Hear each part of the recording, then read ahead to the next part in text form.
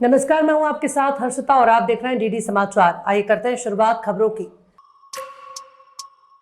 MD higher secondary school Sanjay Nagar Raipur के 11वीं और 12वीं कक्षा के छात्रों के साथ दोस्त और प्योर की टीम ने जीवन प्रेरणा संवाद का कार्यक्रम किया।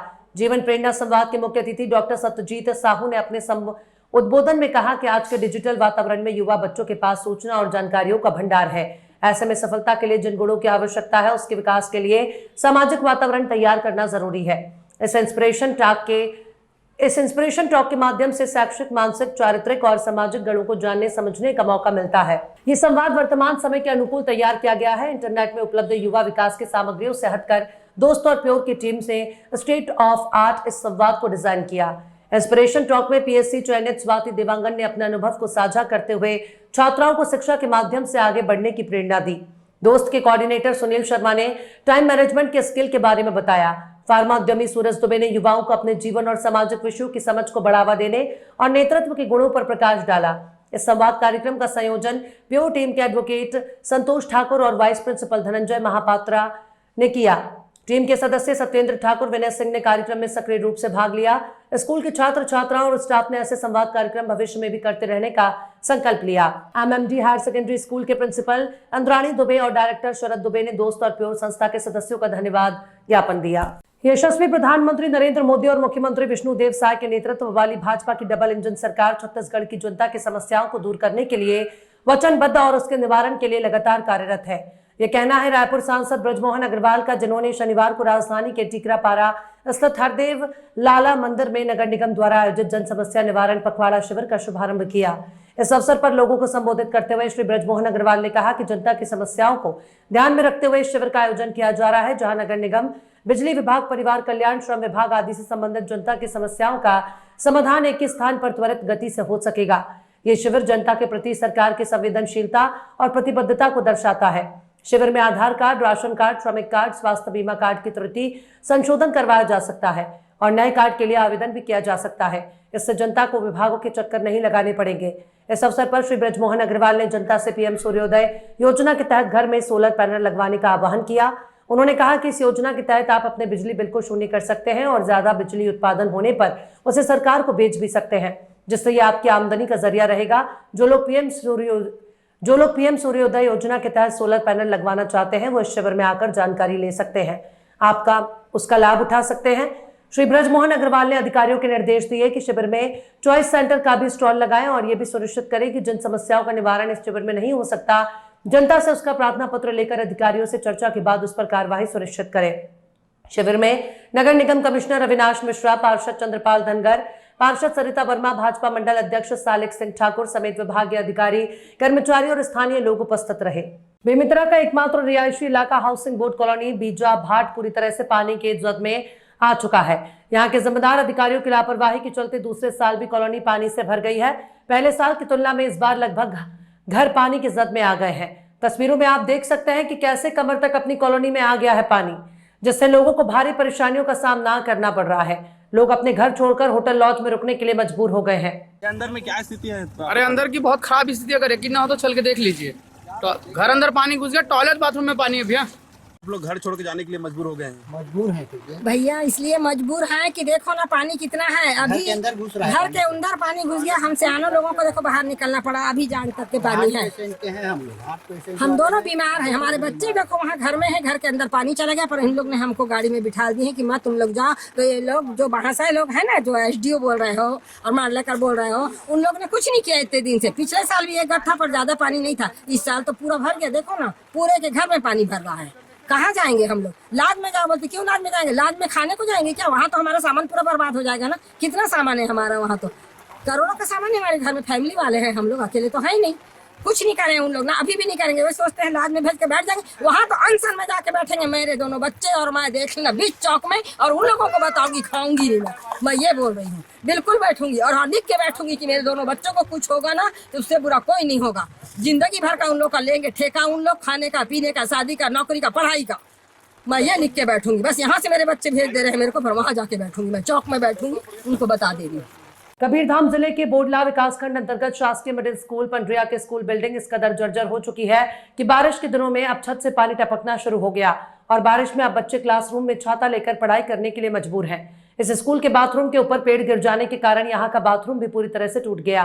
पूर्व वर्ष में नई बिल्डिंग की मांग की गई थी, बावजूद अब तक नई बिल्डिंग नहीं मिली और न ही पुरानी बिल्डिंग की मरम्मत की गई, जिसके चलते ये स्थिति निर्मित हो गई है।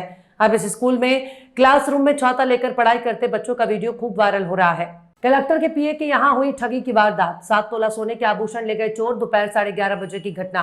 चित्तौड़गढ़ के जिला कलेक्टर के अतिरिक्त निजी सचिव शांतिलाल सुथार के आवास पर आज सुबह ठगी की वारदात की गई। आभूषण चमकाने का पाउडर देने के बहाने बदमाश घर में घुसे और लाखों रुपए के आभूषण चुरा ले गए। इस दौरान शांतिलाल सुथार कार्यालय में थे। प्राप्त जानकारी के अनुसार सुबह करीब 11:30 बजे 2 बदमाश तावलिया कॉलोनी क्षेत्र में पहुंचे और आभूषण चमकाने का पाउडर बेचने के बहाने वे जिला कलेक्टर के पीए के आवास पर पहुंच गए, जहां उनकी पत्नी मौजूद थी। इस दौरान उन्होंने झांसा देते हुए 7 तोला सोने के आभूषण, जिसमें 2 कड़े, सोने की चेन और कान के टॉप्स आदि चोरी कर ले गए। थोड़ी देर में चोरी का पता लगने पर उनकी पत्नी ने मोहल्ले के लोगों को अवगत कराया और बाद में शांतिलाल सुथार भी घर पहुंचे। निजी सचिव के घर पर हुई वारदात के बाद मौके पर जिला collector Alok Ranjan, SDM ADM Rakesh Kumar, अतिरिक्त पुलिस अधीक्षक परबत सिंह, पुलिस उपाधीक्षक तेज प्रताप सिंह आदि मौके पर पहुंचे और सीसीटीवी फुटेज खंगाले। पुलिस चोरों की पहचान में जुटी है। आसपास के लोगों ने बताया कि कॉलोनी में 2 बदमाश घूमते नजर आए थे। पुलिस चोरों के हुलिये के आधार पर छानबीन में जुट गई है। पीए शांतिलाल सुथार के घर पर हुई वारदात में पुलिस अधीक्षक सुधीर जोशी ने बिहार की गैंग पर अंदेशा जताया है। जानकारी है कि गृह स्वामी की पत्नी घर पर ही थी। सुबह मकान में काम वाली बाई आई थी। इस दौरान 2 व्यक्ति आए और उन्होंने खुद को कंपनी का कर्मचारी बताया और बर्तन चमकाने की बात कही। दोनों मकान में पहुंचे और कटोरी में केमिकल बनाया और आभूषण चमकाए। मौका देखकर आभूषण बदल लिए। बाद में उनके जाने से महिला को शंका हुई और आसपास के लोगों को बताया। उसने बताया कि दोनों बदमाश ने पहले पीतल का बर्तन चमकाया, बाद में चांदी का लोटा चमकाया और हाथ और गले में पहने आभूषण मांगे। इस दौरान एक बदमाश बर्तन में गर्म करने गया और फिर दोनों ही चंपत हो गए।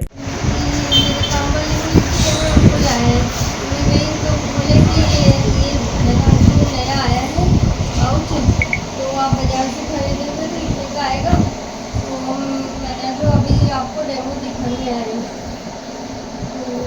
बोले कि तांबे का लोटा लेके आ जाओ, मैं उसको साफ कर दूँगा। तांबे का लोटा लेके गई तो उसको साफ कर दिया। तो फिर वो बोले कि चांदी की कुछ चीज़ हो तो वो भी साफ कर देंगे। मैं चांदी की चीज़ें तो साफ कर दी। फिर वो लाल रंग पे लेप लगाया, बोले कि इससे साफ हो जाएगा। फिर उसमें वो लगा दिया।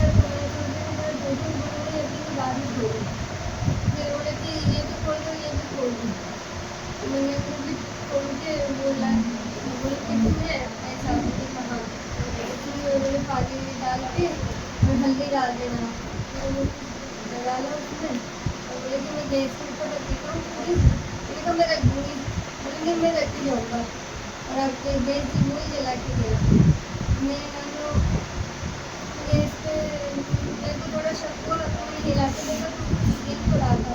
फिर चला गया। उसके बाद में वापस मुझे शक हुआ तो मैंने खोल के देखा क्या नाम है? क्या ले गए? लेके गए कड़े, चैन और कान। क्या नाम है आपका? पुलिस कहाँ तक पहुँची है अभी तक इसमें?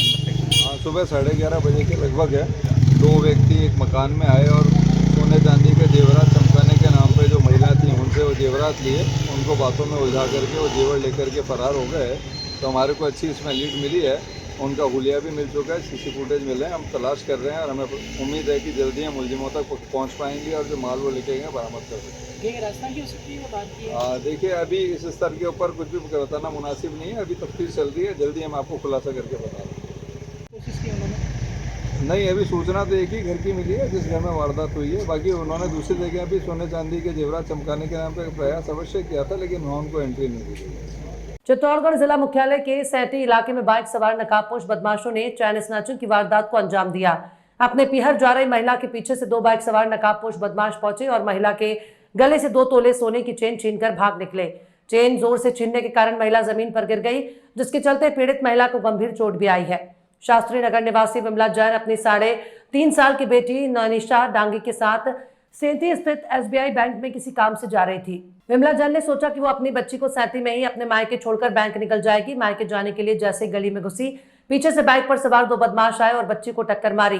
विमला जैसे ही अपने बच्चे को संभालने लगी तो पीछे से बदमाशों ने उनके गले में पहने हुए 2 तोले की सोने की चेन को छीन लिया। झटका इतना तेज था कि महिला अपने आप को संभाल नहीं पाई और जमीन पर गिर गई। विमला जैन ने बताया कि सब कुछ तेजी से हुआ, इसलिए ज्यादा ध्यान नहीं दे पाई, लेकिन दोनों युवकों ने काले रंग के कपड़े पहने थे और अपना मुंह ढक रखा था। घटनास्थल के पास ही एक मकान में काम कर रहे मजदूरों ने जब महिला को देखा तो वो दौड़ते हुए नीचे आए और पीड़िता को संभालते हुए तुरंत पीड़ित महिला को अस्पताल पहुंचाया। विमला चैन। विमला जी, बात करें क्या घटना हुई आपके साथ?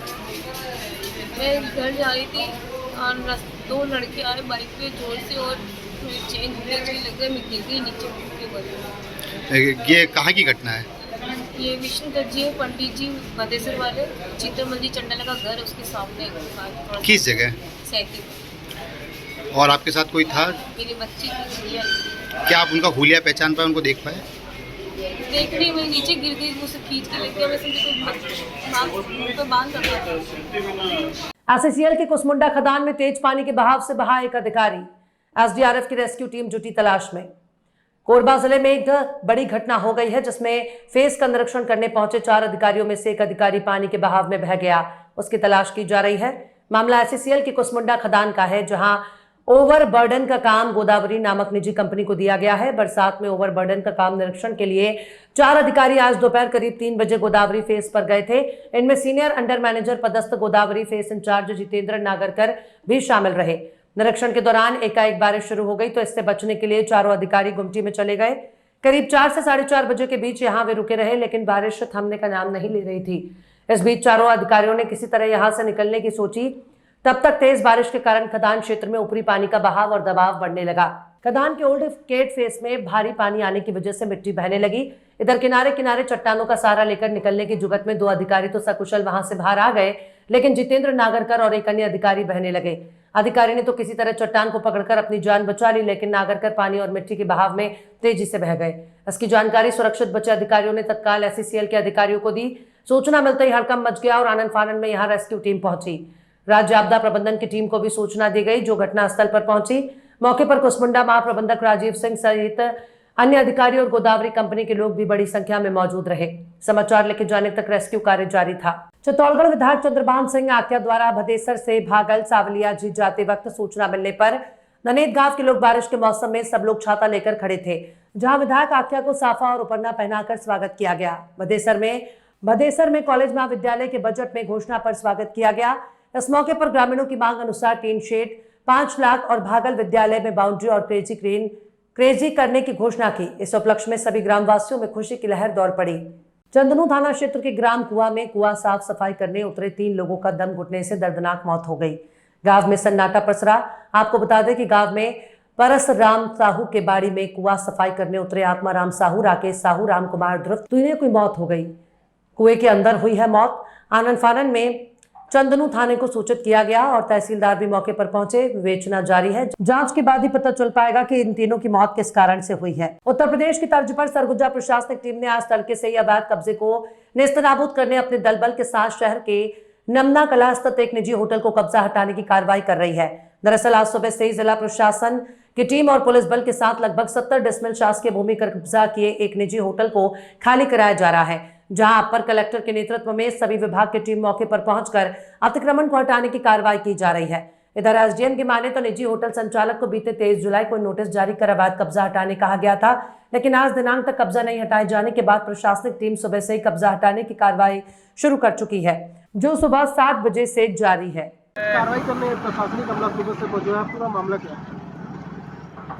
नमना कला में एक क्षेत्र है जहाँ पर आज हमारे प्रशासन के द्वारा अतिक्रमण हटाने की कार्रवाई के लिए टीम पहुंची है, जिसमें राजस्व की टीम, निगम की टीम, पुलिस बल और अन्य संबंधित विभाग है, सभी आदमी यहाँ पर पहुँचे हैं।